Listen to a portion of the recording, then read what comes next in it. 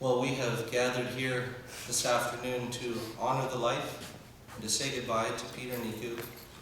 Peter was born June 23rd, 1920 in Moldova, and he passed away May 14th, 2013 here in Kelwona at 92 years of age.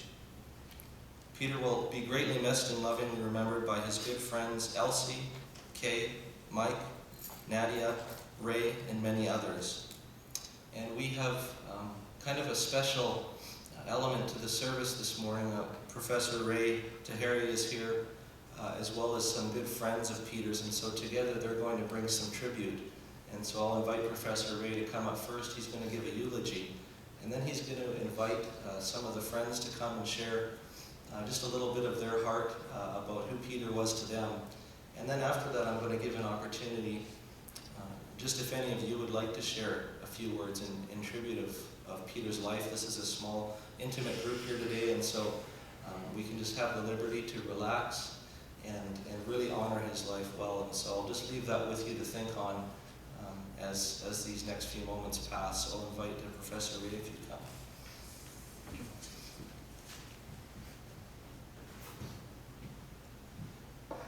Good afternoon, ladies and gentlemen. I'm not ready for this speech. That's going to be the most difficult speech of my life. I would like to start by expressing our attitude of gratitude to you for being here today. We are gathered to recognize, acknowledge, and celebrate the remarkable life of a truly an extraordinary human being. Peter was not an ordinary person. It says that always go to your friend's funeral if you expect them to come to yours. I believe Peter was truly a person who required lots of recognition. Peter was a jack of all trades and ace of few. He was a brilliant machinist, a very talented mechanic. He was a passionate musician. He was an artist. And last but not least, he was an amazing storyteller. I loved to listen to his stories, and my favorite story was his own life story. Truly, Peter's life story was a world-class novel, full of twists and turns, ups and downs, adventures bigger than life itself.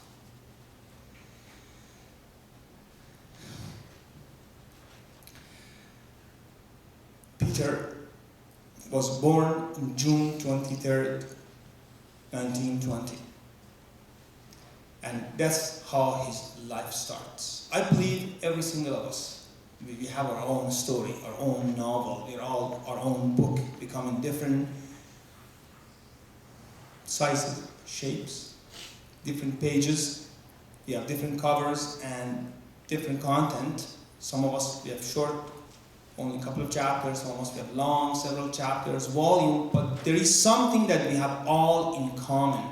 And for all of us, we have to find the main purpose of our lives. Ironically, it's easier to find the purpose of other people's life than our own lives, and I'm guilty of charge. Now, I would like to spend a few minutes and share with you my take from perhaps what was the main purpose of Peter's life. And for that, allow me to go back to the first few chapters of his life. It's in childhood, teenagehood, and when he was a very young man. Peter had a very sad and difficult childhood. He was not reserved or ashamed of telling about his childhood. He was the only child in the family. He would have thought he would have been a prince, get all the love and affectionate and passion and attention from his parents, but that was hardly the case. His parents, especially his father, was very abusive. He never got much love from his mom. That was, as a matter of fact, perhaps those female in the crowd, that he used to call everyone mom. And often, when a couple of occasions I remember, there were a few females, they were a little offended. And I said, well, why do you call me mom? You're like almost my grandpa. And he answered, I call every female mom because I never had an actual mom, and I feel I am almost a universal son. And he always called it out of his respect. And by saying that, tears would have fallen on everyone's eyes. He used to call my wife Mamuchka, which in Russian means a little mom. Anyway, Peter born in the city of Chisinau. Amazingly, he remembered exactly the street and the number, 23 block. And again, very interestingly, I traveled to that city very often, and my wife actually born and grown in that city. That's why at the beginning they got close so fast, Peter and my wife. He was there until the age of 6, and then his father got a job. They went to the city of Odessa. His father was in charge of a lighthouse. Odessa, located about 400 kilometers southeast of Chisinau. Peter went there and he had 3 years of education. At the age of 9 or 10, one day father said, from tomorrow you are responsible for this lighthouse. You are the one who has to quit your school and you work. And Peter mentioned that clearly in many occasions. Every day he walked 105 steps to get to the top of the lighthouse and turn the light off and come back and does the same thing before the sunset for hundreds of days. As a matter of fact, Peter told me, and I'm sure he told you before too, he had very bad knees, even from his teenagehood. And I guess the fact that he walked ups and down from those 420 steps on a daily basis was one of the reasons for that. At the age of 12, at one night, Peter asked a fundamental question from his father. The question was, Papa, do you want a son? That's amazing. And of course the father, most probably drunk, mocked him, and I don't know whether perhaps a couple of spank. He went to the bed, and at that night Peter made an executive decision. This child made a decision to change his life. Life is all about making decisions. Sadly enough, many decisions are already made for us. We don't choose where we born, we don't choose when we born, we don't choose our parents. Maybe some parents say, I didn't choose my children either. We don't even choose whom we love, but we choose how we love them. And Peter made a decision to refuse the life that his father and his mother envisioned for him. A miserable life with no future, no goal, no happiness, no education. And this child had only one thing, and that was the audacity of hope. He gets dressed on foot, he goes to the train station. He mentioned he got a few pieces of bread. Many times he mentioned, I never even actually took any money because I didn't want to give an impression to my parents I took something from them, because I took nothing from them. He goes to a train station, and then he goes to an express train and goes for an unknown destiny. Well, a few hours later, the train stopped in the city Yash, about 200 kilometers south border of Moldova. He got off the train, fell asleep on a stack of hay. When he wakes up, the train is gone. Now you think about that. A 12-year-old child with no money, no one there, does not even speak the same language. He learned how to survive. How many of us would have quit? How many of us as an adult would have even dared to imagine this situation? Many, maybe all, but not Peter. Ordinary people, they walk and they drive in a highway that everyone does, and they follow the path. But outstanding and extraordinary people, they go to less traveled path. For Peter was do or die, and he did. Many years passed. Peter got further education. He met a machinist, a very brilliant German machinist. He became his apprentice. He was the youngest person who got his certificate as a journeyman. And he joined Air Force in Romanian army, and that's itself an amazing accomplishment. But that was not the climax of the last 3 chapters of his life. War broke, and German conquered, occupied most of Europe, just about to come to the Moldova. And Peter went to his commander and begged him to let me get an army truck to go back to Chisinau, which his parents came back to the city, and rescue my parents. Now this is amazing. The parents that gave nothing to him, they refused to even accept his destiny. He had so much love for them to go and rescue. The commander said, this is a suicide mission. You're going to get shot and you're going to lose a truck. But he insisted, and he went and rescued his parents, and as a matter of fact, he brought his mom to Canada. This is monumental. I believe one of the main purposes of Peter's life was to be a monumental inspiration, to be an icon of strong will, to be a symbol of fighting against all odds. If that 12 years old boy could make it, every single of us could do. And I think Peter knew about that. That's why we keep talking about his life story. I think the story of Peter should not die with him. I think the legacy of his life should be carried on. We should tell them to our children and our grandchildren, our great-grandchildren.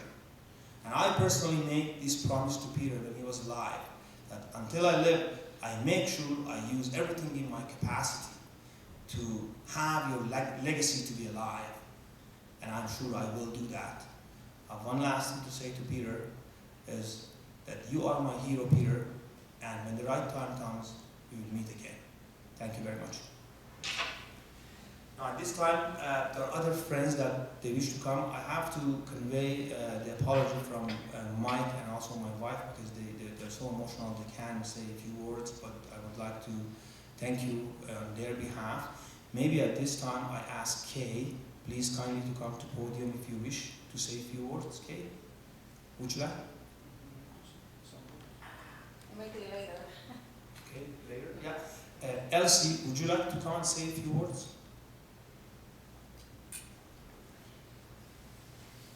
Well, I do remember Peter.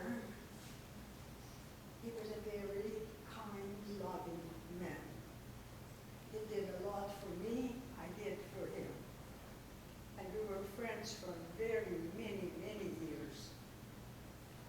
Till that part. Thank you, Elsie. So maybe, Mark, at this time, anyone else wants to come? It's a very intimate crowd. This is good that we actually have everyone accommodated.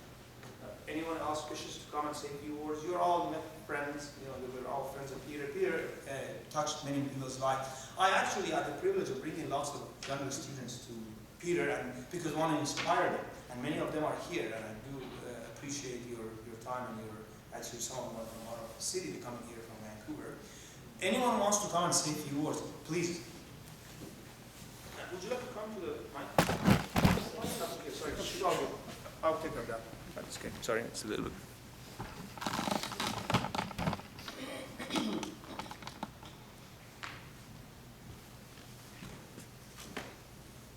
Whoever is in this room today never laid eyes on me. I was the only son that Peter wished ever had, and he was the father like I never had, or perhaps I left behind in 1957. And I met Peter in 1975 in Glenmore, in Kelwona. I was starting my own business, in the machine shop business, and he came to work for me. And that's when this father and son relationship started, and perhaps only ended about a week ago when I visited Peter at his home and explained to him that I perhaps gonna be moving on in life, further apart from each other, and he was wishing that he could come with me. Thank you.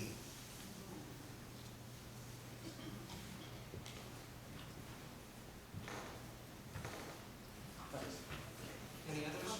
Also say from here. Sure, thank you.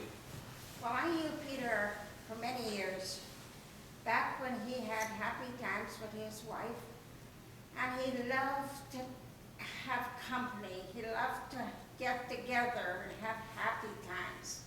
He used to always get dinners together and many parties, and he loved to express his feelings through his accordion. He was a fabulous accordion player.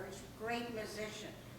So we remember him playing his accordion and his wife Aurora that had been singing in the parades, in the Ogopogo parades that we always used to view him in the parades.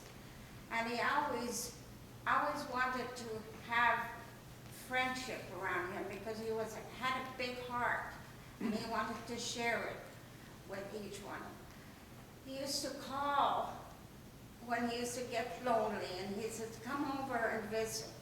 So we used to go and visit him, and he lived closer to us before, and then he moved out to Rutland. It was more difficult for us to go to visit him. But we still had good times, and he used to come and play his accordion to our birthday dinners or our Christmas dinners, or he just loved to share his love with other people, and we will miss him